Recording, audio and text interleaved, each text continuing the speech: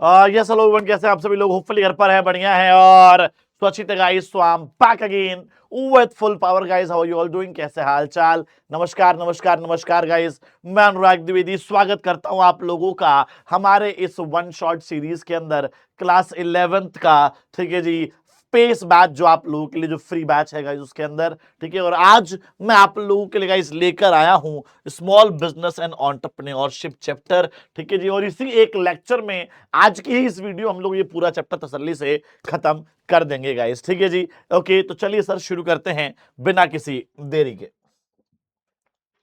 Sir small business and enterprises guys, ठीक है जी, और एंटरप्रेन्योरशिप भी गाइस इसके अंदर ही जो है हम लोग कवर करेंगे, ठीक है। स्मॉल बिजनेस एंड एंटरप्राइजेस, उसके बाद guys entrepreneurship development, ship development, वो दोनों गाइस जो है मैं आपको साथ में करवाने वाला हूं, ठीक है जी। ओके चलिए, तो सबसे पहले गाइस एंटरप्रेन्योरशिप क्या होता है ये भी तो जानना जरूरी है ना। What is the meaning of entrepreneurship? तो एंटरप्रेन्योरशिप जो है गाइस, देखिए क्या होता है मेरे हिसाब से। मैं एंटरप्रेन्योरशिप में कैसे देखता हूं, मैं कैसे देखता हूं एंटरप्रेन्योरशिप को, कि यार देखो, जो एक एंटरप्रेन्योर होता है ना, वो अपने रास्ते खुद बनाता है, ठीक है जी। जबकि एक जो बिजनेसमैन होता है वो उन्हीं रास्तों पे चलता है, ठीक है जी, जो एग्जिस्टिंग होते हैं, ठीक है, मतलब जिन पे और लोग, बहुत लोग चल चुके हैं, ठीक है। तो businessman walks on the existing path, however entrepreneur creates his own path. तो बिजनेसमैन जो है मेरे भाई, वो क्या करेगा सर? वो जो है एग्जिस्टिंग पाथ पे चलेगा, और एंटरप्रेन्योर जो होता है भैया, वो अपने नए रास्ते खुद बनाता है, ठीक है। डन है? क्लियर है? चलिए, तो मतलब जब भी एक मैं एंटरप्रेन्योर की बात करूंगा, देखो मैं अपने सिंपल भाषा में पहले बता रहा हूं, फिर बुकिश लैंग्वेज की तरफ मूव करेंगे। तो मैं आप लोगों से कह रहा था मेरे भाई कि एंटरप्रेन्योरशिप में अगर देखा जाए तो दो वर्ड्स बड़े इंपॉर्टेंट होते हैं, इनोवेशन एंड क्रिएटिविटी। क्या बोला सर मैंने? दो वर्ड्स बहुत ज्यादा इंपॉर्टेंट होते हैं, एक होता है इनोवेशन, दूसरा होता है क्रिएटिविटी। इनोवेशन क्रिएटिविटी दोनों का कॉम्बिनेशन चाहिए होता है एक अच्छा एंटरप्रेन्योर और बढ़िया एंटरप्राइज खोलने के लिए गाइस, ठीक है जी। ओके, अब कैसे क्यों इसको जानते हैं मेरे भाई। अब जो एक एंटरप्रेन्योर होगा ना, वो बिजनेस करेगा जो एग्जिस्ट ही नहीं करता। मैंने क्या बोला? एक जो एंटरप्रेन्योर होगा वो बिजनेस करेगा जो एग्जिस्ट ही नहीं करता, या फिर एक ऐसा बिजनेस करेगा जो एग्जिस्ट तो करता है लेकिन उसको नए तरीके से करेगा, ठीक है जी। क्या करेगा सर? उसको एक नए तरीके से करेगा, ठीक है। तो बिजनेसमैन जो होता है भैया, सुनना क्या बोला मैंने, जो बिजनेसमैन होता है वो काम करता है जो ऑलरेडी कर रहे हैं। परचून की दुकान, हाँ जी। स्टेशनरी शॉप, हाँ जी। ट्यूशन सेंटर, हाँ जी। तो वो बिजनेसमैन है जो ऑलरेडी चल रहा है, अगर वो काम करेंगे तो वो बिजनेसमैन करता है, ठीक है जी। एंटरप्रेन्योर क्या करता है? जो या तो एग्जिस्ट ही नहीं करता, या किसी एग्जिस्टिंग बिजनेस को नए तरीके से करता है। तो या तो वो बिजनेस करेगा जो एग्जिस्ट नहीं करता, या वो बिजनेस करेगा जो एग्जिस्टिंग तो है लेकिन उसको हम एक नए तरीके से करने वाले हैं, ठीक है जी। डन है जी? क्लियर है जी? तो दो वर्ड्स बड़े पावरफुल हैं।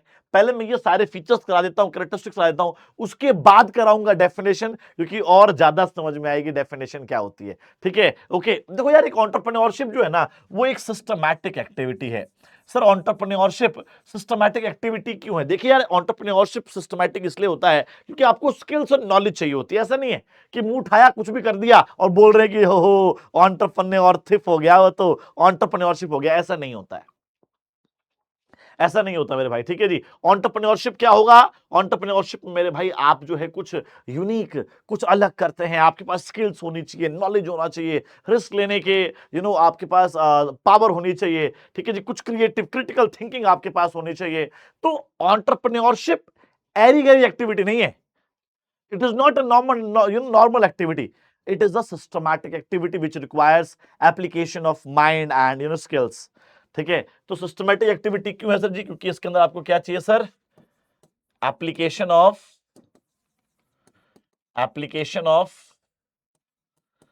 स्किल्स एंड क्रिएटिविटी,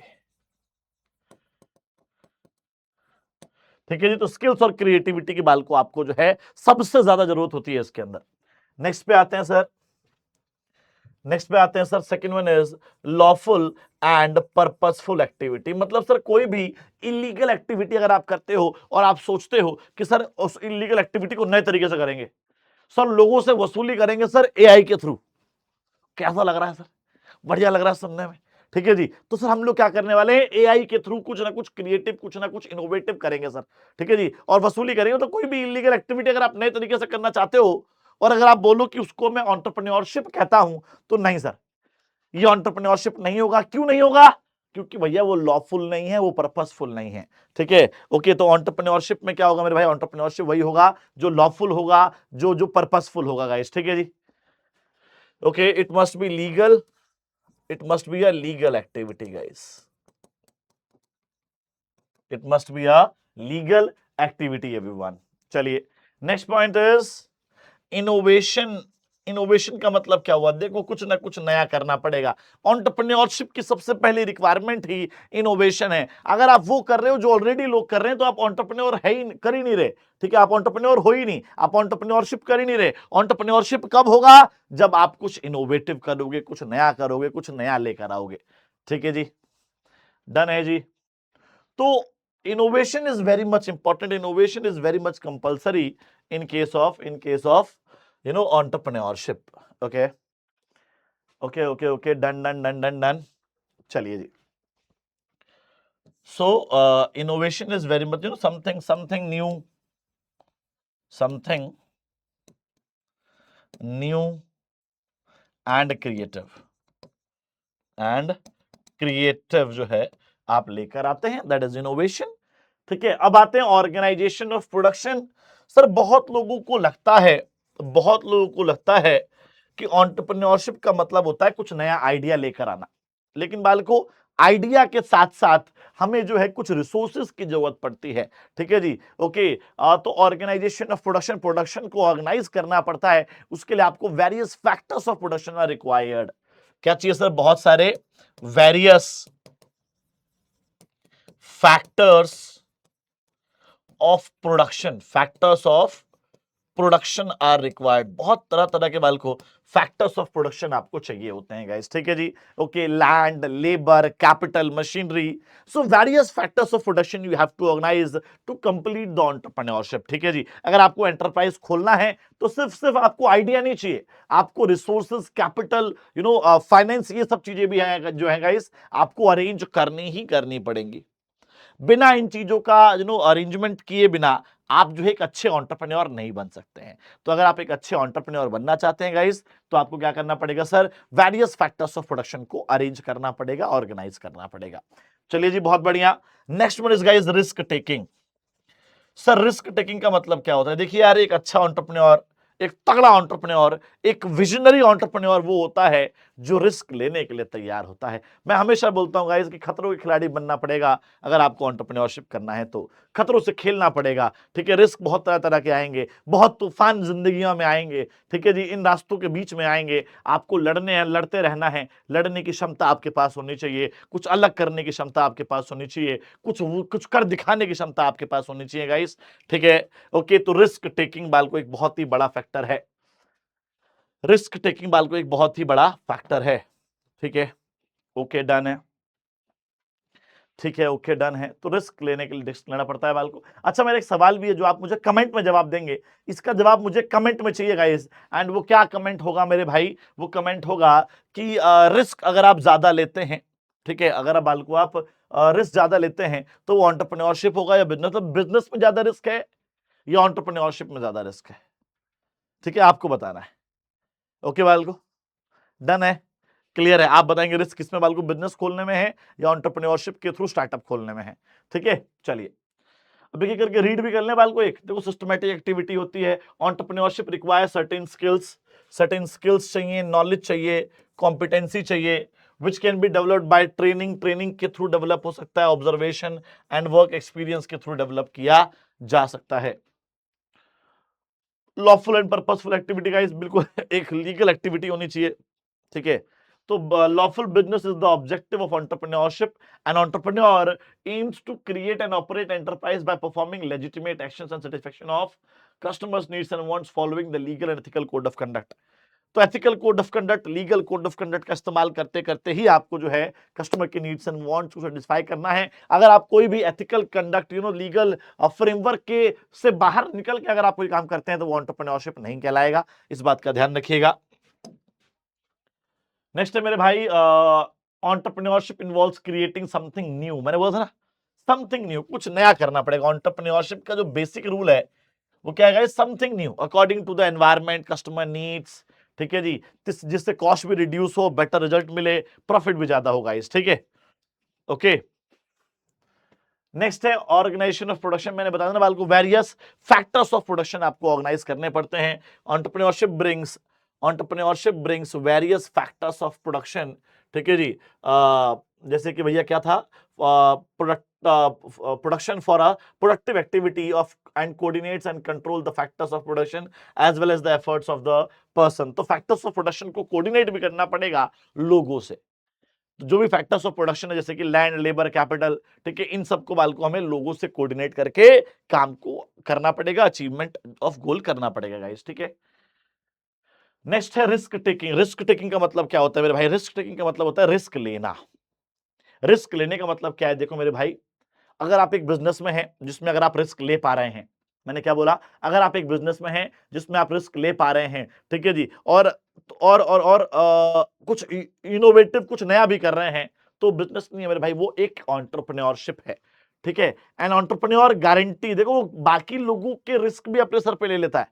एम्प्लॉयज को बोलता है भाई तुम्हें सैलरी मिलेगी, इन्वेस्टर्स को बोलता है तुम्हें इंटरेस्ट मिलेगा, ठीक है जी। सबकी रिस्पॉन्सिबिलिटी, सबका रिस्क अपने जिम्मे पे लेके एक एंटरप्रेन्योर काम करता है। ये एक अच्छे एंटरप्रेन्योर की जो है निशानी होती है गाइस, ठीक है, पहचान होती है guys. So entrepreneur guarantees wages to employees, interest to investors in the hope of earning profit, assuming the uncertainty of future. तो उसको नहीं पता कि प्रॉफिट होगा कि नहीं होगा, उसको नहीं पता कि हमारा जो आइडिया है वो सक्सेसफुल होगा कि नहीं होगा, लेकिन वो सारा रिस्क फिर भी लेता है, क्योंकि वो एक ऐसे रास्ते पे चल रहा है जिस पे आज से पहले कोई नहीं चला। आ रही बात समझ में गाइस? डन है, क्लियर है, चलिए अब आते हैं गाइस, ओहो इससे पहले इंपॉर्टेंस, इससे पहले डेफिनेशन गाइस, जल्दी से बताइए, what will be the definition of entrepreneurship? Entrepreneurship की क्या डेफिनेशन होगी मेरे भाई?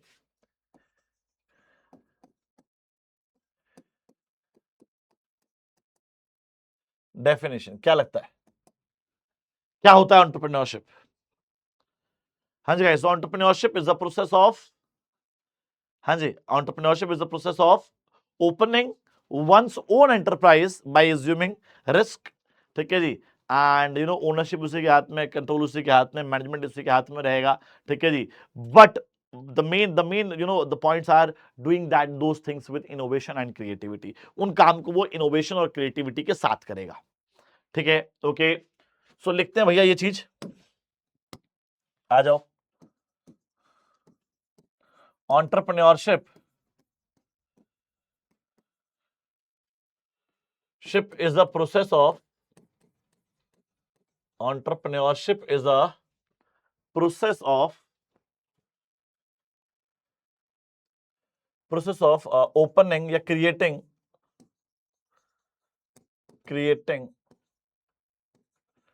one's own enterprise with innovation and creativity, ठीक है भैया, ओके। दिस सिंपल सी डेफिनेशन है गाइस, इतनी सिंपल सी डेफिनेशन याद कर लो गाइस, ठीक है, okay. Entrepreneurship is a process of you know of creating a business which is owned, managed and controlled by a person who is ready to take the risk, ठीक है। ये भी डेफिनेशन लिख सकते हैं बाल को, आ जाओ, ये वाली डेफिनेशन भी लिख सकते हैं बाल को, आ जाओ, हाँ जी। Entrepreneurship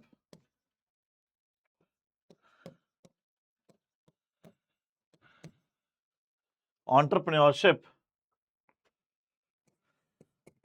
is a process of opening a business, yeah, opening an enterprise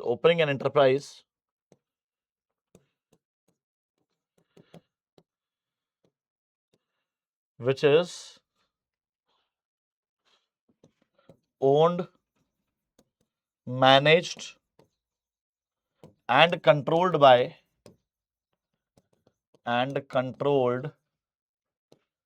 by a person who is ready to take the risk with some innovation and creativity.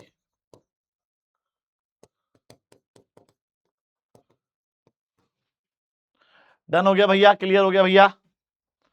चलिए सर, दोनों में से कोई भी डेफिनेशन आप लोग याद कर लेंगे, काम हो जाएगा, आगे बढ़ते हैं। Need and importance of entrepreneurship. तो भैया क्या नीड है, क्या इंपॉर्टेंस है एंटरप्रेन्योरशिप की, एक बार ये देखते हैं बाल को। Importance of entrepreneurship, creation of employment, employment create होगी।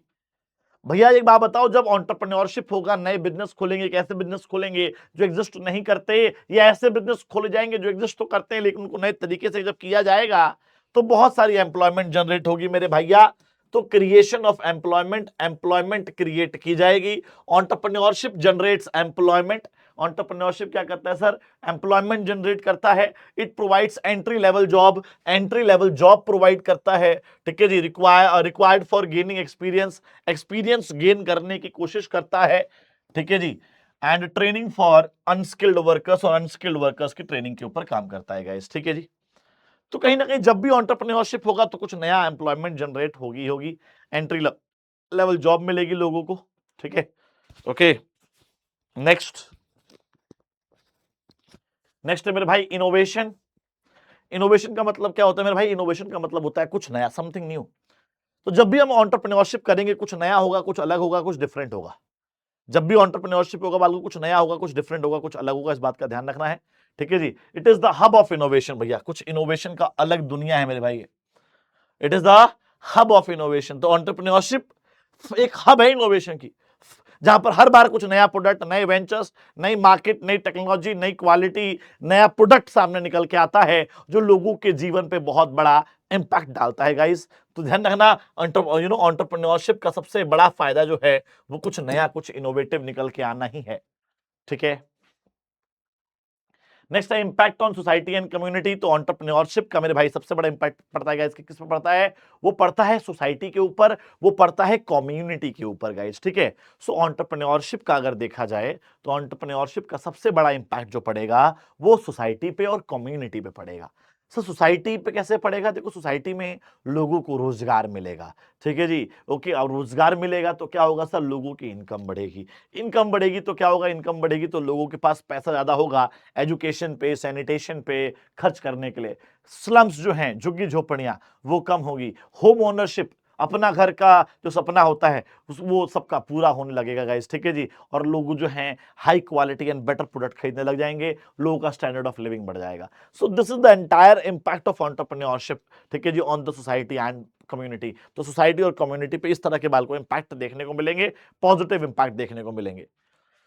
नेक्स्ट बाल को, ये तो हो गया impact on society and community development, ठीक है जी। ध्यान से देखिए, a society becomes greater if the employment base is large and diversified. It brings about changes in the society and promote facilities like higher expenditure on education, better sanitation, fewer slums, higher level of home ownership. Therefore entrepreneurship assists the organization towards a more stable and high quality of community life, ठीक है जी।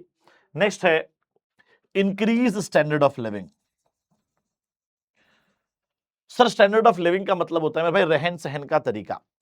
तो यार जब लोगों को रोजगार मिलेगा, income बढ़ेगी तो वो लोग जो है ज्यादा पैसा होगा तो उनका प्रोडक्ट भी अच्छा हो जाएगा, ठीक है जी। अच्छी क्वालिटी के प्रोडक्ट परचेस करेंगे वो लोग और स्टैंडर्ड ऑफ लिविंग उनका बढ़ जाएगा बाल को, ठीक है जी।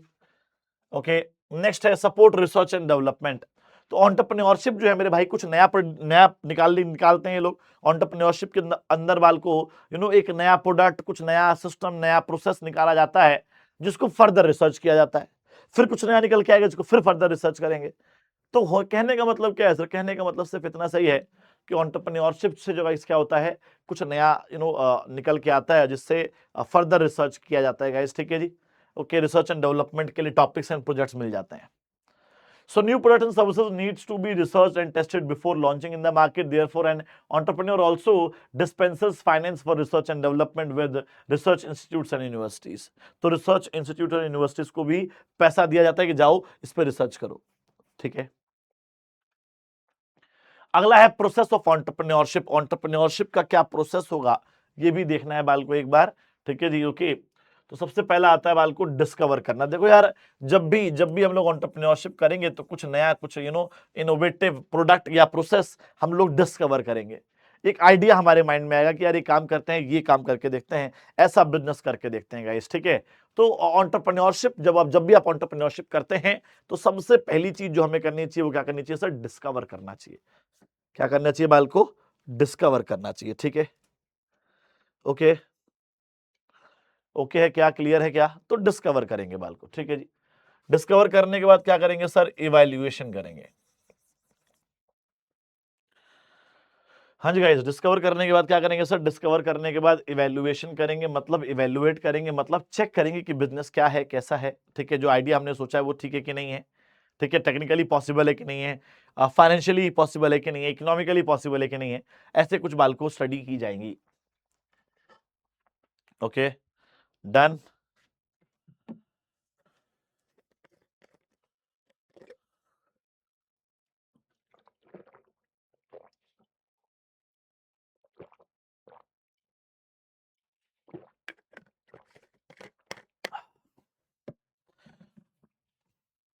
चलिए जी, उसके बाद क्या होगा सर? Developing a plan. एक प्लान डेवलप करेंगे, ठीक है। जो हमने इवेल्युएट कर लिया, अगर आइडिया ठीक है, तो एक प्लान बनाया जाएगा बाल को उसी के अकॉर्डिंग, ठीक है। प्रोडक्ट क्या बनाए, कैसा बनाए, किसके लिए बनाए, सो डेवलपिंग अ प्लान।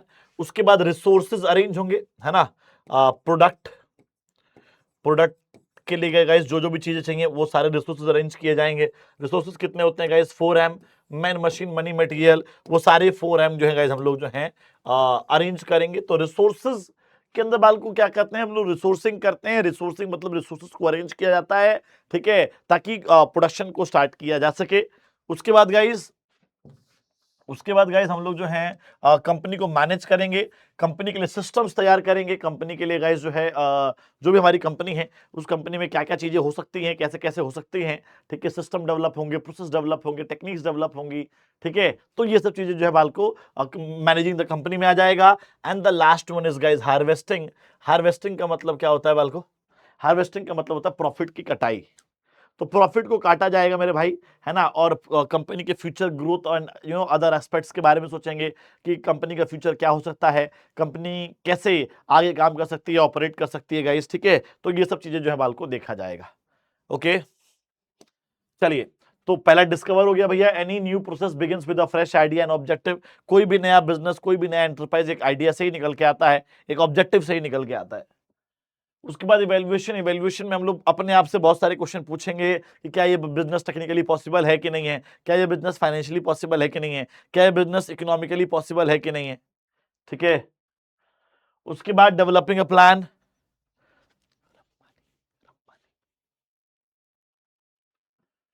उसके बाद guys developing a plan. Plan develop करेंगे, है ना जी, क्या, कब, क्यों, कैसे, ठीक है। ओके, हाँ, प्लान बनाया जाएगा कि क्या प्रोडक्ट बनाना चाहिए, क्या सर्विस प्रोवाइड करनी चाहिए, कब बनाएंगे, कहाँ बनाएंगे, कैसे बनाएंगे। तो ये सब चीजें बाल को होंगी, ठीक है। उसके बाद रिसोर्सेज। रिसोर्सेज बाल को जो है हम लोग जो भी हमारा आइडिया होता है उसके अंदर रिसोर्सिंग करते हैं। फाइनेंस का अरेंज करेंगे, कैपिटल अरेंज करेंगे, लोगों को अरेंज करेंगे, है ना, दैट इज रिसोर्सिंग। उसके बाद मैनेजिंग द कंपनी। कंपनी को मैनेज किया जाता है गाइस, ठीक है। कंपनी के सिस्टम्स डेवलप किए जाते हैं, प्रोसेस, हायरिंग करते हैं बाल को, फंड्स अरेंज करते हैं, ऑपरेशंस कैसे करने हैं, गोल क्या रहेगा, ये सब चीजें बाल को डिसाइड की जाती हैं। और लास्ट में गाइस हार्वेस्टिंग। हार्वेस्टिंग में क्या करेंगे सर? कंपनी के फ्यूचर ग्रोथ और डेवलपमेंट के बारे में सोचेंगे, ठीक है जी। और उसका एक्सटेंशन, उसका नया बिजनेस, उसके अलग पार्ट्स, ठीक है, वो सब क्रिएट किए जाएंगे, उसके एक्सटेंशन वगैरह क्रिएट किए जाएंगे, ठीक है। डन है। अब आते हैं बाल को, ये था हमारा बाल को एंटरप्रेन्योरशिप। एंटरप्रेन्योरशिप के बाद आते हैं startup India scheme. Startup India scheme बाल को एक फ्लैगशिप इनिशिएटिव था गवर्नमेंट ऑफ इंडिया का, झंडे गाड़ने वाला इनिशिएटिव था गवर्नमेंट ऑफ इंडिया का, जिसको 2016 में लॉन्च किया गया था गाइस, ठीक है जी।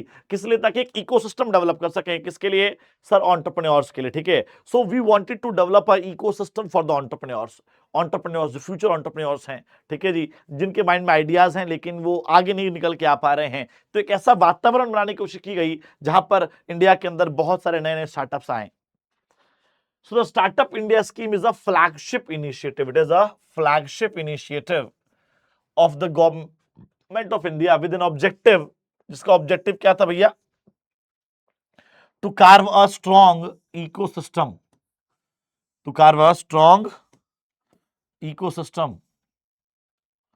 एक स्ट्रॉन्ग इकोसिस्टम जो है डेवलप करने के लिए, ताकि इनोवेशन और स्टार्टअप जो है कंट्री के अंदर वो ज्यादा हो, ठीक है। नेक्स्ट है बालको, स्टार्टअप इंडिया स्कीम का क्या एम था? एम क्या था? क्यों कर रहे थे हम लोग स्टार्टअप इंडिया स्कीम? क्या पर्पस था इसके पीछे? तो सर पहला, ताकि लोगों को एनकरेज कर सकें स्टार्टअप्स के लिए, है ना, और नए नए एंटरप्रेन्योर्स एंटरप्राइज खोलने के लिए, ठीक है। एंटरप्रेन्योरशिप जो प्रोसेस है उसके लिए हम लोगों को एनकरेज कर सके नए नए यूनिक डायनामिक स्टार्टअप्स के लिए बाल को। तो डायनामिक का मतलब यूनिक, अलग अलग। तो अब जैसे क्या होता था भाई, पहले जो है अगर किसी ने क्लोथिंग ब्रांड खोला तो सब लोग क्लॉथिंग ब्रांड ही खोल रहे थे। तो क्लॉथिंग ब्रांड सब लोग ना खोलें, अलग अलग प्रोडक्ट लॉन्च करें, अलग अलग तरह के स्टार्टअप्स करें। उसके लिए गाइस स्टार्टअप इंडिया स्कीम लेके आया गया। सपोर्ट अर्ली फेज और अर्ली स्टेज को, है ना, सपोर्ट करने के लिए एमएसएमई मतलब क्या होता है गाइस? माइक्रो स्मॉल और मीडियम एंटरप्राइजेस। तो माइक्रो स्मॉल और मीडियम एंटरप्राइजेस के अर्ली फेज को सपोर्ट करने के लिए, अर्ली स्टेजेस को सपोर्ट करने के लिए स्टार्टअप इंडिया स्कीम लेके आया गया, ठीक है। उसके बाद sir developing backward community, schedule caste and women, और इन लोगों को बैकवर्ड कम्युनिटीज, वुमेन, है ना, और शेड्यूल कास्ट, इन सभी को सपोर्ट प्रोवाइड करने के लिए भी गाइस स्टार्टअप इंडिया स्कीम जो है खोला गया था। अब गाइस क्या क्या एक्शन पॉइंट थे स्टार्टअप इंडिया स्कीम के तहत? मतलब क्या क्या नया किया गया, क्या क्या एक्शंस लिए गए, ये जान लेते हैं सर। तो मेरे भाई, simplification and hand holding support, मतलब स्टार्टअप करना, स्टार्टअप खोलना, ठीक है जी एवरीवन, स्टार्टअप करना, स्टार्टअप खोलना, ठीक है जी। ये हमारा क्या है सर? ये एक हमारा ऑब्जेक्टिव था।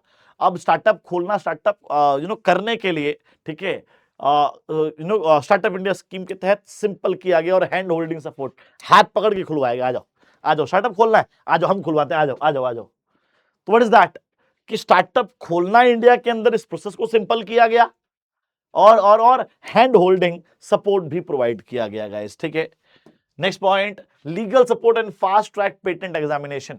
तो लीगल सपोर्ट भी दिया गया, और पेटेंट एग्जामिनेशन के प्रोसेस को भी बालको, अगर आपको पेटेंट चाहिए तो प्रोसेस को फास्ट कैसे किया जा सकता है, वो सपोर्ट भी प्रोवाइड किया गया, लीगल सपोर्ट भी प्रोवाइड किया गया। इजी एग्जिट, अगर आप छोड़ के जाना चाहते हैं, ठीक है जी, अगर आपने स्टार्टअप किया, आपको नहीं समझ में आ रहा, कोई बात नहीं, आप छोड़ के जा सकते हैं, ठीक है। तो गवर्नमेंट आपको इजी एग्जिट भी देती है। उसके बाद harnessing private sector for incubator setup. Incubator का मतलब होता है बालको स्टार्टिंग की स्टेज। तो स्टार्टिंग की स्टेज के सेटअप पर जो है प्राइवेट सेक्टर को स्टार्टअप इंडिया स्कीम के तहत हार्नेस किया गया, मतलब उसको पुश किया गया, उसको ऊपर उठाया गया, ठीक है जी, ताकि वो बिजनेस अपना अच्छे से चला सकेगा इस। नेक्स्ट है टैक्स एग्जम्पशन। तो कुछ सालों तक बालको टैक्स जो है, इनिशियल 3 इयर्स तक जो है गाइस, टैक्स में छूट दी गई कि आपको टैक्स नहीं देना है गाइस, ठीक है। अब आते बाल को वेज टू फंड स्टार्टअप। अगर आप स्टार्टअप खोलना चाहते हैं तो स्टार्टअप खोलने के लिए आपको इन्वेस्टमेंट करनी पड़ेगी, ठीक है जी। और इन्वेस्टमेंट करने के क्या क्या तरीके हो सकते हैं गाइस, हमें ये पढ़ना है। पहला है सेल्फ फंडिंग। सेल्फ फंडिंग को बाल को हम लोग बूट स्ट्रैपिंग भी कहते हैं। क्या बोलते हैं बाल को? बूट स्ट्रैपिंग भी कहा जाता है। Self funding is also known as bootstrapping, okay. Self funding is also known as boot strapping.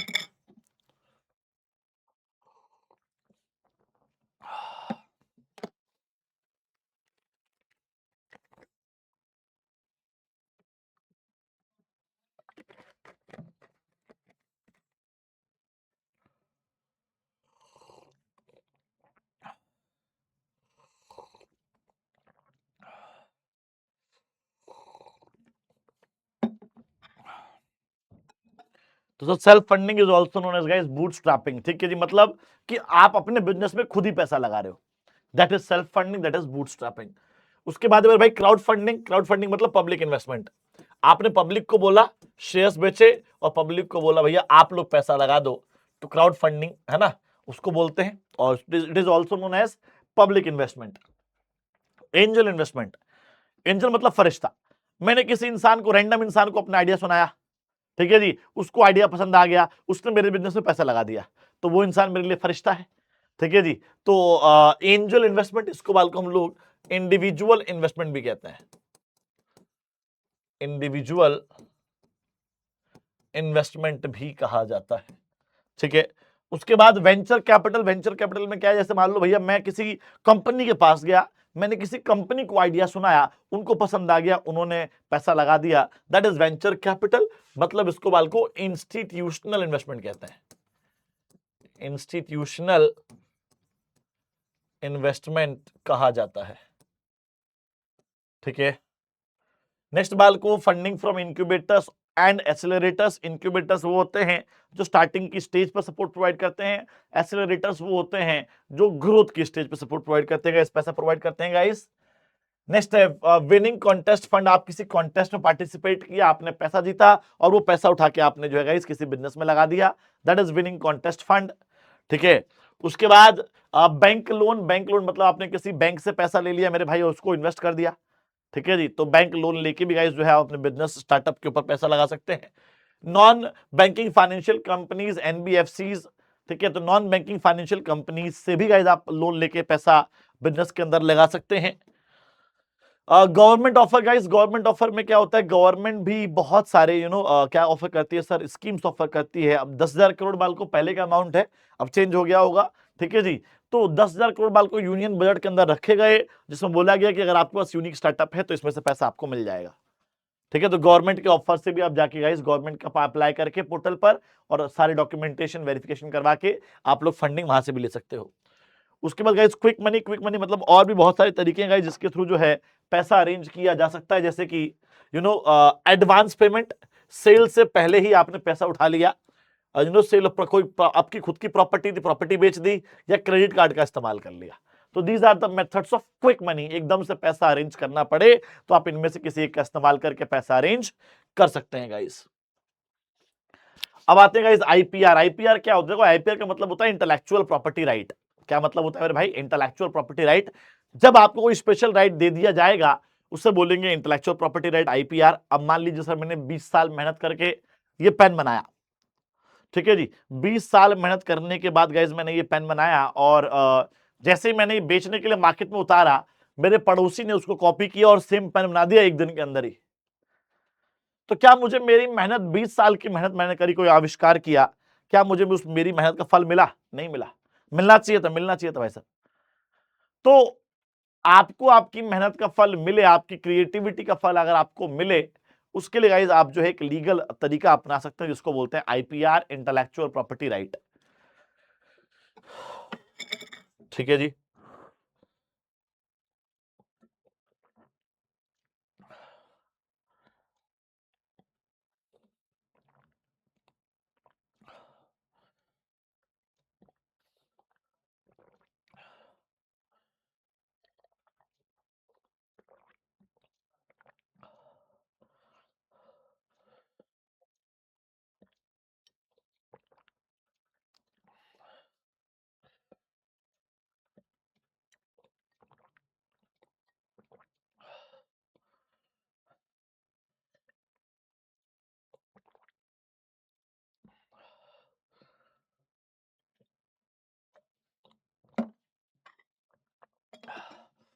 चलिए सर, डन है, डन है गाइस। चलिए, तो पानी पी रहा था गाइस, हाँ आ जाओ। तो क्या बोला मैंने, आईपीआर बाल को स्पेशल राइट जब आपको मिल जाएगा आपके हार्डवर्क के लिए, उसको बोलते हैं आईपीआर। एक लीगल एक इंटेंजिबल एसेट की तरह होता है आपके लिए, जो दिखाई नहीं देता बाल को, लेकिन आपको वो बहुत सारा फायदा पहुंचाता है गाइस। ठीक है जी, अब आप कुछ क्रिएटिव कर रहे हो, कुछ अलग कर रहे हो, तो जैसे कि भैया आपने कुछ इन्वेंशन कर दिया, कोई आर्ट वर्क कुछ अलग कर दिया, कोई म्यूजिकल वर्क हो गया, लिटरेरी हो गया, सिंबल, कुछ नेम्स आपने क्रिएटिव बन दिए, डिजाइन इमेजेस कुछ क्रिएटिव कर दी, कुछ अलग डिस्कवरी कर दी, तो इन सभी चीजों बाल को आप लोग जो है आईपीआर ले सकते हो। ओके, अब होता क्या है सर, आईपीआर देख लेते हैं। आईपीआर मतलब इंटेलेक्चुअल प्रॉपर्टी राइट्स। आईपीआर का मतलब क्या हुआ मेरे भाई? आईपीआर का मतलब हुआ intellectual property rights. IPR refers to the special rights. जो स्पेशल राइट्स होते हैं guys, given to the creator, creator को दिया जाता है for a definite period of time.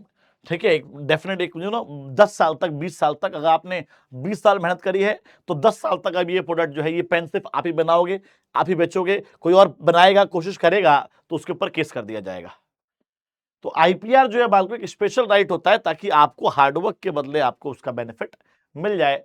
तो IPR, intellectual property right, refers to the special right given to the creator for a definite period for the use of his creative work. ठीक है जी बालको, okay. अब देखो लिखा है ना कि innovation potential has a market value. कुछ innovative अगर आप करते हो तो उसकी एक मार्केट वैल्यू होती है। ये देखा जा रहा है गाइस कि आजकल 25% जो पेटेंट हो रहे हैं वो यंग एंटरप्रेन्योर्स, नए एंटरप्रेन्योर्स कर रहे हैं। ठीक है, उसके बाद और कुछ इंपॉर्टेंट इसके अंदर, yes, IPR give the entrepreneurial property right as an intangible asset. IPR जो है गाइस एक इंटेंजिबल एसेट के रूप में काम करता है और ये आपको एक कॉम्पिटिटिव एडवांटेज देता है, ठीक है जी, over your competitors in your field. चलो बालको, ये वो लाइन्स इंपॉर्टेंट नहीं थी। इंपॉर्टेंट क्या है सर? इंपॉर्टेंट है टाइप्स ऑफ आईपीआर। आईपीआर के टाइप्स बालको देखने हैं हमें। पहला क्या है, कॉपीराइट। कॉपीराइट क्या होता है बालको? देखो कॉपीराइट बालको हमेशा जो है आपके कंटेंट पे दिया जाता है गाइस। ठीक है, copyright is always given on your content. ठीक है, जो भी आपका कंटेंट होगा उसके ऊपर गाइस आपको कॉपीराइट दिया जाएगा। ठीक है, अब वो कंटेंट कैसा भी हो सकता है। वो कंटेंट बालको आपका लिटरेरी, लिटरेचर रिलेटेड हो सकता है। लिटरेचर, कोई किताब लिख दी, कोई लाइन्स लिख दी, कोई कहानी लिख दी, है ना, कोई आर्टिस्टिक वर्क हो गया, म्यूजिकल वर्क हो गया, साउंड रिकॉर्डिंग हो गई, सिनेमेटोग्राफिक फिल्म हो गई, है ना। तो इन सभी के ऊपर गाइस जो है आपका कॉपीराइट आता है गाइस। ठीक है, नेक्स्ट है trademark. Next is BALCO trademark. Trademark क्या होता है? कोई नेम, सिंबल, लोगो, मार्क, उसके ऊपर आप जो है कंपनी का प्रोडक्ट या कंपनी अपने आप को अलग करना चाहती है तो अपना अलग नाम, नेम, सिंबल, लोगो, है ना, वो क्रिएट कर लेती है और उसको बालको ट्रेडमार्क कहता है। नेक्स्ट है बालको ये टाइप्स ऑफ कन्वेंशनल। देखो वो होता है इस बालको लोगो, मार्क, कॉम्बिनेशन वगैरह यूज होता है। नॉन कन्वेंशनल बालको है ना, जो टाइम के साथ जो है बालको जिसको रिकॉग्नाइज किया जाएगा, जिसको तुरंत रिकॉग्नाइज कर दोगे दैट इज कन्वेंशनल ट्रेडमार्क। जिसको टाइम के साथ रिकॉग्नाइज करोगे that is non conventional trademark. Example बालको टन टन टन टन टन टन टन टन टन, ये साउंड बालको किस चीज का है? ये मुझे कमेंट सेक्शन में बताना है। देखते हैं कितने लोग जो है यहां तक वीडियो को देख रहे हैं और कितने लोग जो है मुझे आंसर कर रहे हैं कमेंट सेक्शन के अंदर गाइस। ठीक है, चलो ज्योग्राफिकल इंडिकेशन बालको। ज्योग्राफिकल इंडिकेशन क्या कहता है? ठीक है, एक सेकंड रुकना।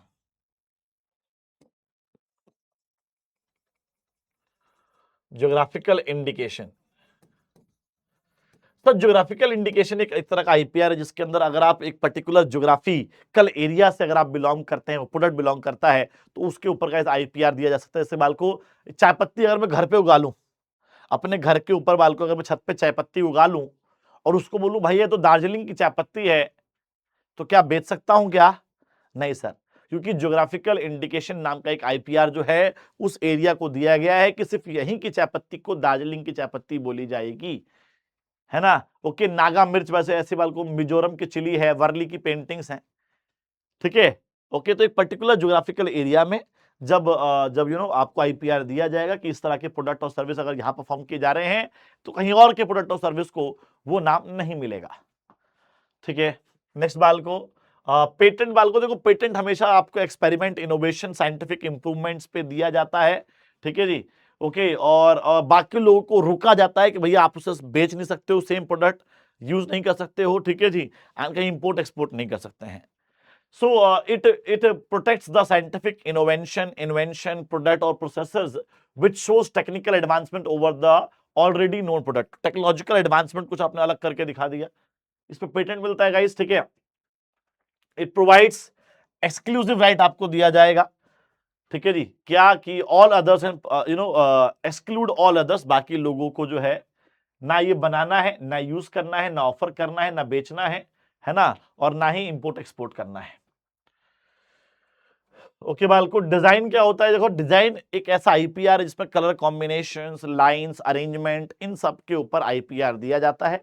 10 साल इनिशियल टाइम पीरियड होता है, और अगर आप चाहे तो 5 साल तक इसको बढ़वा भी सकते हैं। ठीक है। अगला है बालको प्लांट वैरायटी। प्लांट वैरायटी में क्या होगा गाइस? प्लांट वैरायटी मतलब एक पर्टिकुलर टाइप ऑफ प्लांट को एक आईपीआर दिया गया है, लंगड़ा बनारसी। अब मैंने घर में आम आम उगा लिया, ठीक है, उसे बोलने लंगड़ा बनारसी है, तो नहीं भैया। ठीक है, लंगड़ा बनारसी एक अलग तरह का आम होता है। ठीक है, तो प्लांट की वैरायटी के ऊपर बालको जो है कई बार आईपीआर दिया जाता है कि उस तरह के बोटेनिकल को, ठीक है जी, बोटेनिकल कैरेक्टरिस्टिक्स को ही सिर्फ एक हम लोग आईपीआर देंगे गाइस। ठीक है जी, उसको कैरेक्टरिस्टिक्स को हम लोग उसका एक पर्टिकुलर नाम देंगे, उसके अलावा कोई और बोटेनिकल कैरेक्टरिस्टिक वाली कोई चीज जो है उसको हम लोग वो सेम नाम नहीं देंगे। तो जैसे मेरे घर के अंदर जो है कोई भी मैंने आम उगा दिया, ठीक है, और मैं बोलने लगूं कि ये लंगड़ा बनारसी है, तो नहीं भैया, उसे लंगड़ा बनारसी नहीं बोलेंगे, क्योंकि उसके बोटेनिकल कैरेक्टरिस्टिक्स अलग है। ठीक है, अगर बोटेनिकल कैरेक्टरिस्टिक्स सेम है तो आप जो है उसको सेम नाम से बुला सकते हैं। सेमीकंडक्टर्स बालको, सेमीकंडक्टर बालको कंप्यूटर चिप के अंदर जो है एक पार्ट होता है, इंटीग्रल पार्ट होता है हर कंप्यूटर चिप का। एंड अगर आप बालको सेमीकंडक्टर्स बना रहे हैं तो उसके ऊपर आपको आईपीआर मिलता है। नेक्स्ट है ट्रेड सीक्रेट। आपके पास कोई रेसिपी है, कोई यूनिक रेसिपी है, कोई यूनिक सीक्रेट आपके पास है, तो ट्रेड सीक्रेट्स दिए जाते हैं बालको, कॉन्फिडेंशियल इंफॉर्मेशन।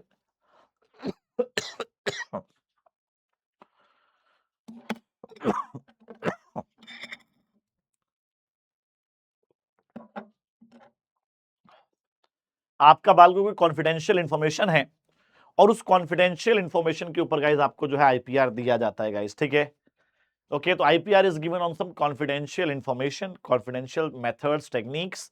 ठीक है, रेसिपी।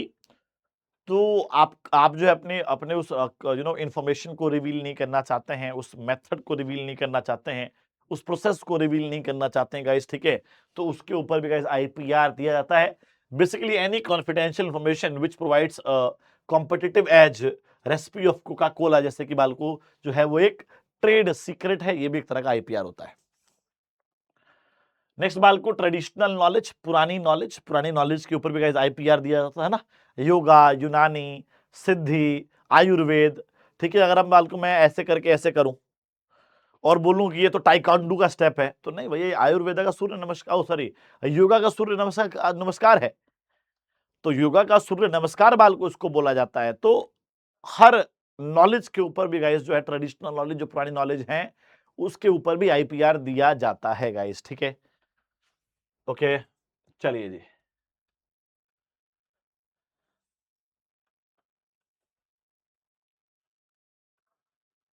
अब आते हैं sir small scale enterprises. Sir what is the meaning of small, देखो वहां पर हमारा एंटरप्रेन्योरशिप वाला टॉपिक बिल्कुल खत्म हो गया। अब आते हैं स्मॉल स्केल एंटरप्राइजेस पे। What is the meaning of small scale enterprises, सुनिएगा। सर स्मॉल स्केल एंटरप्राइजेस वो एंटरप्राइजेस होते हैं विच operates on a small scale, जो स्मॉल स्केल पे ऑपरेट करते हैं, with less labour, less capital, less machinery. ठीक है जी, और इनका प्रॉफिट भी कम ही होता है। ओके, डन है। So a business which operates on a small scale required less capital, less labor, less machines is called small scale business। ठीक है जी, okay, according to MSMED, micro small and medium enterprises development act 2006, small business क्या होता है बालको, ये समझने के लिए पहले अगला पेज समझते हैं गाइस, ये वाला पेज। ओहो, इसमें पुराना लिखा हुआ है, कोई बात नहीं, मुझे एक सेकंड दो, इसको अपन ठीक कर देते हैं।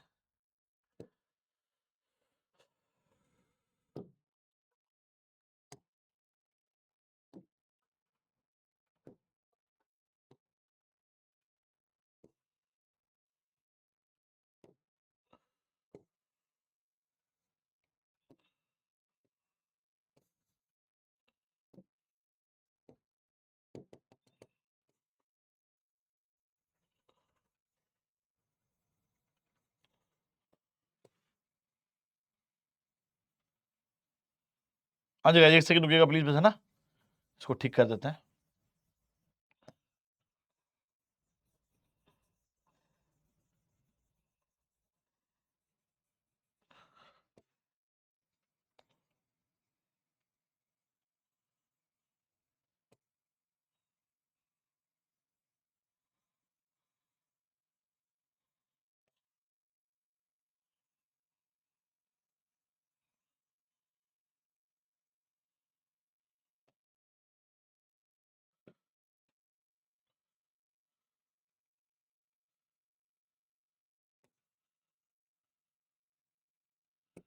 चलिए सर, ठीक है जी, आ जाओ शुरू करते हैं सर।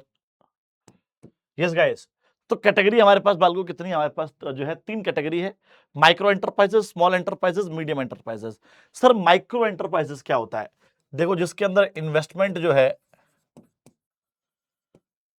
और एनुअल टर्नओवर, ये दो चीजें देखेंगे बालको, एनुअल टर्नओवर। ठीक है जी, ओके। चलो सर, तो माइक्रो एंटरप्राइजेस क्या होती है बालको? देखो, माइक्रो एंटरप्राइजेस वो एंटरप्राइजेस होंगी जिस पे इन्वेस्टमेंट बालको अप टू 1 करोड़ होगा, up to 1 crore.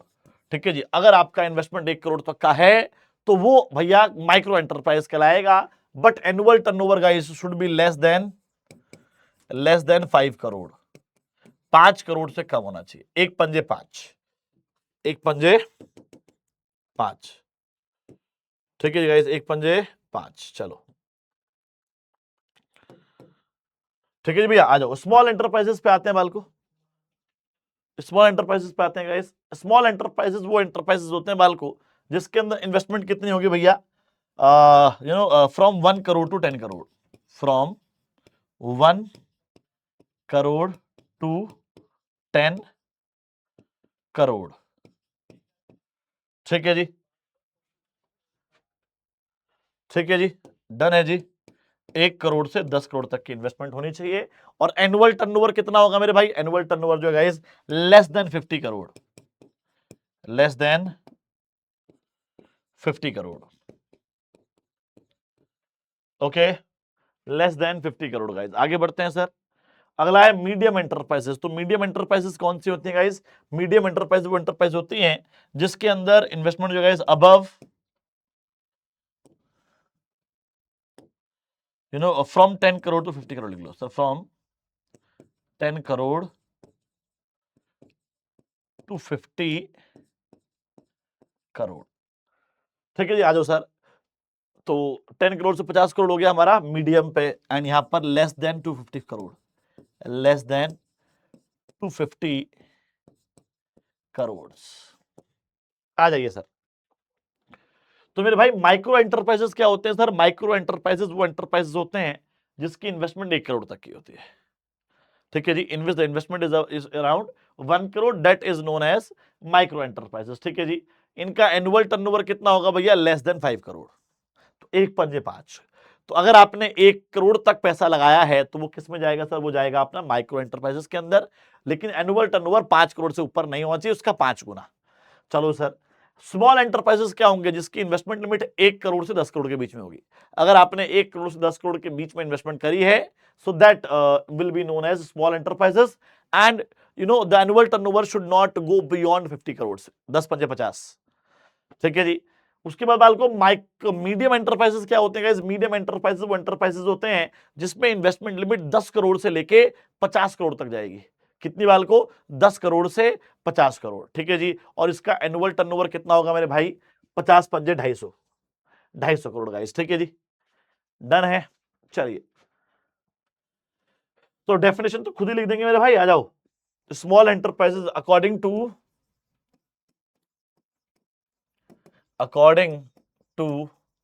MSMED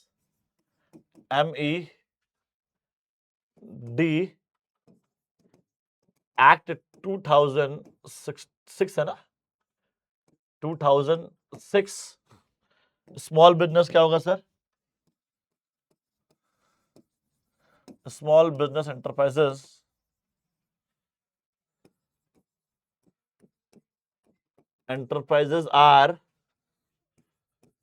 are those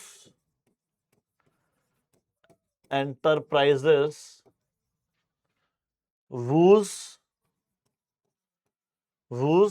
investment on plant and machinery, whose investment on plant and machinery is from 1 crore to 10 crore।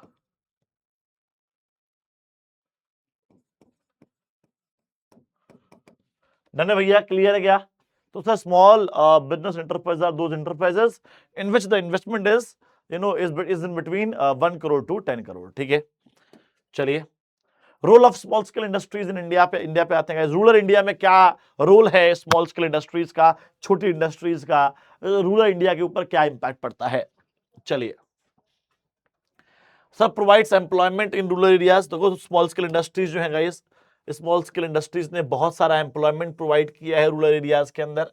ठीक है जी, गांव के लोगों को रोजगार देते हैं गांव के अंदर, है ना। Basically labour, small scale industries are mainly labour oriented industries. ठीक है जी, और गांव पर बहुत ही पर्याप्त मात्रा में गाइस जो है लेबर अवेलेबल है।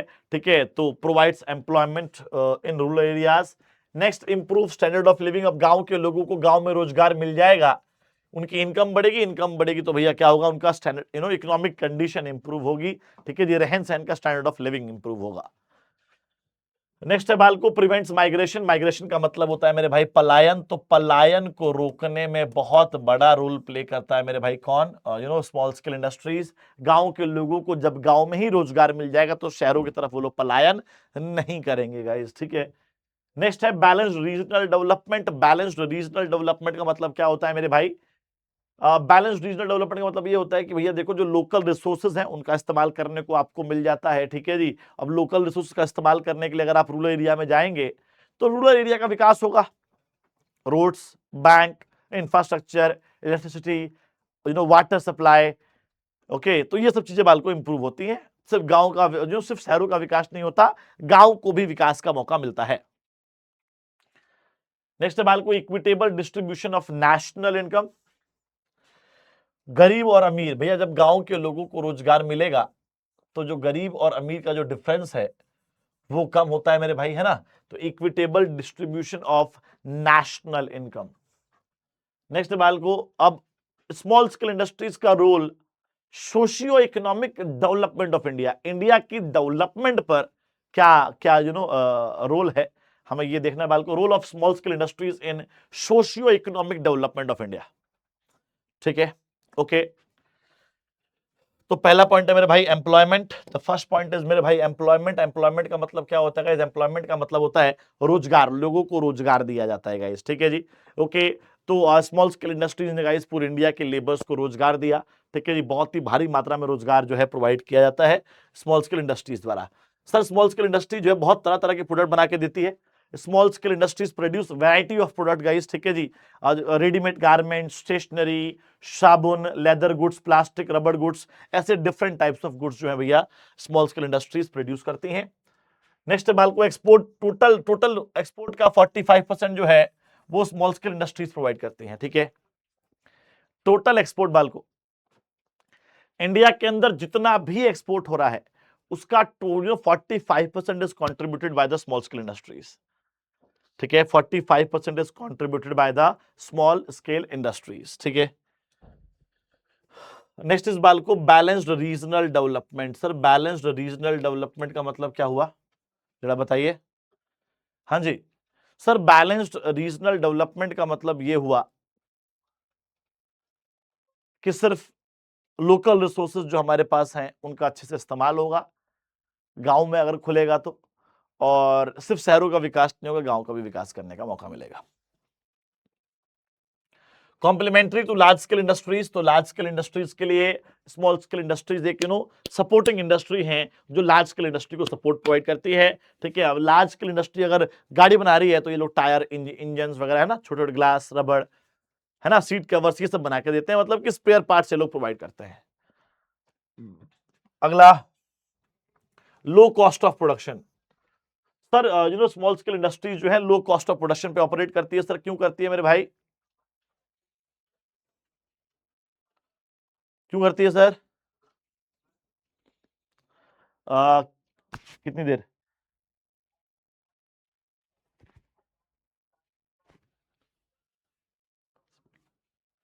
चलो गाइस, ठीक है। तो लो कॉस्ट ऑफ प्रोडक्शन का मतलब क्या है sir? Low cost of production पे हम लोग ऑपरेट करेंगे गाइस, कम से कम कॉस्ट में काम करते हैं।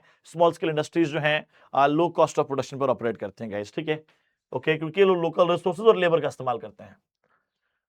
उसके बाद बालको क्विक एंड टाइमली डिसीजन, ये लोग फटाफट टाइम से डिसीजन भी ले पाते हैं क्योंकि बहुत स्मॉल साइज है, बहुत कम अमाउंट ऑफ पैसा इनके अंदर इन्वॉल्व होता है, इसीलिए। Next, development of entrepreneurship. Entrepreneurship की डेवलपमेंट भी स्मॉल स्केल इंडस्ट्रीज के थ्रू बहुत ज्यादा होती है गाइस। अब आते हैं problems faced by small scale industries. Small scale industries क्या क्या प्रॉब्लम फेस करती हैं, ठीक है। तो पहला है मेरे भाई फाइनेंस, पैसे की प्रॉब्लम होती है। आपने सुना होगा बालको, स्मॉल स्केल इंडस्ट्रीज के पास पैसे की कमी होगी ही होगी, पूरे साल होगी, ठीक है। Next, raw material and power. तो रॉ मटेरियल एंड पावर की भी कमी गाइस बहुत देखने को मिलती है स्मॉल स्केल इंडस्ट्रीज को बालको। रॉ मटेरियल और पावर की कमी देखने को मिलती है, ठीक है। रॉ मटेरियल इनके पास टाइमली अवेलेबल नहीं होता है, पैसे नहीं होते हैं, बल्क में खरीद नहीं पाते हैं, एक एक दो दो यूनिट खरीद के लेके आते हैं। और इलेक्ट्रिसिटी की बालको है ना, पावर की प्रॉब्लम इनको होती है। अगला बालको मार्केटिंग। मार्केटिंग की बात करें तो इनको बेचना नहीं आता, इनको एडवर्टीजमेंट करना नहीं आता, पैसे नहीं होते हैं कि प्रॉपर एडवर्टीजमेंट प्रमोशन बेच पाए ढंग से, है ना, प्रमोशन करवा पाए अपने प्रोडक्ट की। नेक्स्ट बाल को टेक्नोलॉजी। टेक्नोलॉजी का मतलब क्या होता है मेरे भाई, देखो इनके पास एडवांस्ड एंड अपडेटेड टेक्नोलॉजी भी नहीं होती है, ठीक है जी, okay. New machines, updated machines, outdated machines का ये लोग यूज कर रहे होते हैं, ओल्ड टेक्निक्स का ये लोग यूज कर रहे होते हैं। नेक्स्ट है कंपटीशन। भैया इनका कंपटीशन सिर्फ लार्ज स्केल इंडस्ट्रीज से नहीं होता, इनका कंपटीशन बालको एमएनसी से भी होता है। अदर प्रॉब्लम्स भी है इन लोगों के, जैसे कि मैनेजरियल एफिशिएंसी। इनके मैनेजर्स के पास इतनी एफिशिएंसी नहीं होती है, इतने पढ़े लिखे, इतने प्रोफेशनल्स नहीं होते हैं, इनके प्रोडक्ट की इतनी डिमांड नहीं होती है, लेबर की प्रॉब्लम, लेबर की शॉर्टेज रहती ही रहती है, लोकल टैक्सेस का बर्डन रहता है, और इनके प्रोडक्ट की क्वालिटी अच्छी नहीं होती है बालको, पुअर प्रोडक्ट क्वालिटी, ठीक है। अब आते हैं भैया, देखो गवर्नमेंट ने जो है बहुत सारे असिस्टेंस एंड स्कीम्स निकाले हैं इन लोगों के लिए। तो एक इंस्टीट्यूशनल सपोर्ट दिया, एक मेरे भाई इंस्टीट्यूशनल सपोर्ट दिया, है ना, और एक बाल को इंसेंटिव्स प्रोवाइड किए। तो इंस्टीट्यूशनल सपोर्ट बाल को मेनली दो इंस्टीट्यूशन खोले गए, एनएसआईसी और डीआईसी, जो हम आज पढ़ने वाले हैं। NSIC, national small industries corporation, establish in 1955, 1955 में इसको स्टैब्लिश किया गया था बाल को।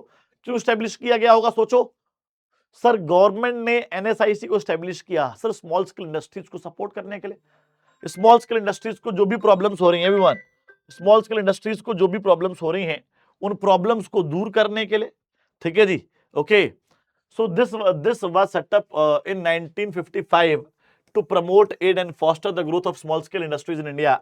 Main constraint face by the entrepreneur shortage of funds, है ना। तो जो भी अपने बाल को पॉइंट्स पढ़े हैं, फंड्स की प्रॉब्लम, मशीनरी की प्रॉब्लम, इक्विपमेंट की प्रॉब्लम्स, है ना, तो गवर्नमेंट ने इसको इसीलिए एस्टेब्लिश किया गया था। अब क्या क्या फंक्शन एनएसआईसी बाल को क्या क्या फंक्शन परफॉर्म करता होगा, एनएसआईसी के क्या क्या फंक्शंस होते होंगे।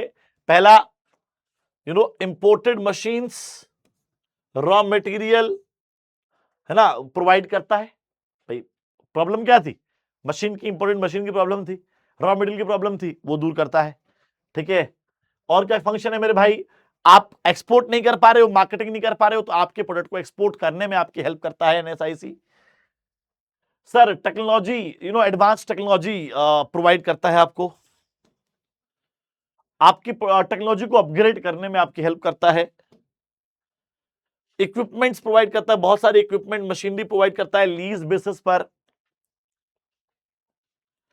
उसके बाद construction of industrial estate. Industrial estate का मतलब क्या बोलते हैं, पूरा इंडस्ट्रियल एरिया जहां पर बहुत सारी इंडस्ट्रीज खुल सके, खोली जा सके। तो एनएसआईसी जो बालको इंडस्ट्रियल एस्टेट क्रिएट करता है, कंस्ट्रक्शन करता है उसकी। अगला है बालको डीआईसी। डीआईसी बालको उससे 22 साल बाद 1977 में स्टैब्लिश किया गया, और एक तरह से एक हब बनाया गया। हब मतलब कि किसी भी स्मॉल स्केल इंडस्ट्री वाले को, किसी भी इंडस्ट्री वाले को कोई भी प्रॉब्लम आए तो एक ही जगह पर सारे सॉल्यूशन मिल जाए, ठीक है जी, all the facilities at one place. So the concept of DIC came during 1977 after the industrial policy on 23rd December 1977. The main objective of DIC is to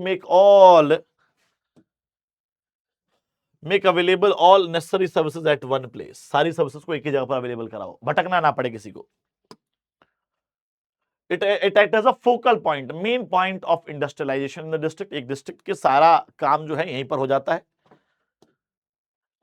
ये क्या करता था सर, ऐसे स्मॉल स्केल इंडस्ट्रीज के लिए नए नए project identify करता था। ठीक है जी।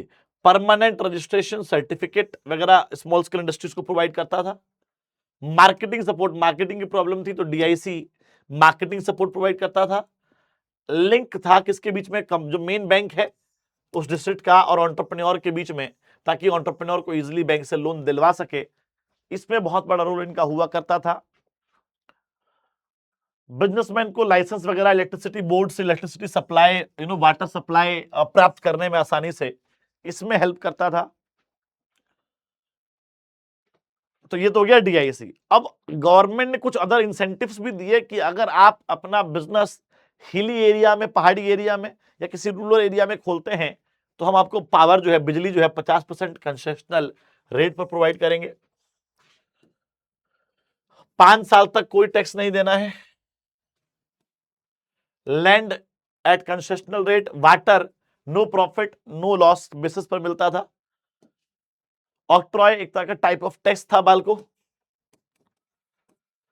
टाइप ऑफ टैक्स जिसको अबॉलिश कर दिया गया, खत्म कर दिया गया, नष्ट कर दिया गया। प्रोटेक्टिव मेजर्स 800 आइटम्स रिजर्व कर दिए गए। 800 आइटम की बालको एक लिस्ट जारी की गई कि 800 आइटम सिर्फ स्मॉल स्केल इंडस्ट्रीज ही बनाएंगी। मार्केटिंग सपोर्ट प्रोवाइड किया गया, मार्केटिंग सपोर्ट दिया गया कैसे बेचना है और सेल की गारंटी ली। फाइनेंस, अगर आपको लोन चाहिए, उधार चाहिए तो आपको लोन जो है ऑफर किया गया कंसेशनल रेट पर। अगर आपको मतलब कोई कैपिटल एसेट बिल्ड करना, कोई बिल्डिंग वगैरह चाहिए, उस पर सब्सिडी दी गई 10 से 15% की। सेल्स टैक्स बाल को माफ कर दिया गया गाइस, ठीक है जी, ओके। सेल्स टैक्स को बाल को जो है 5 साल तक माफ कर दिया गया, एग्जम्प्ट कर दिया गया, छूट दे दी गई।